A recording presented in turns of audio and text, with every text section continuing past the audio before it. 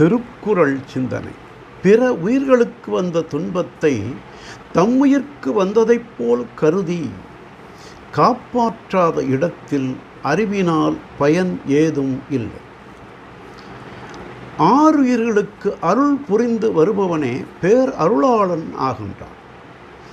கலைகளை கற்கவும் பொருள்களை ஈட்டவும் வாழ்க்கையை செம்மையாக நடத்தவும் அறிவு ஒரு கருவியாக உள்ளது.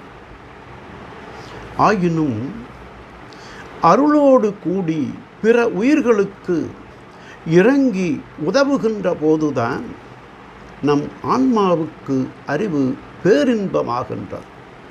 பிற உயிர்களுக்கு நல்லது செய்பவன் தனக்கே நல்லவன் ஆகின்றான். பிற உயிர்களுக்கு தாம் துயர் ஏதும் செய்யாமலும் துயருற்ற உயிர்களுக்கு விரைந்து ஓடி இரக்கம் கொண்டு உதவி செய்தலும் ஆகிய உயர்ந்த குணங்கள் அமைந்த அளவுதான் அறிவு தெளிவாகச் சிறந்து தெய்வ ஒளியை பெறுகின்றது. ஆகவே எப்பொழுதும் பிற உயிர்கள்பால் இரக்கம் கொண்டு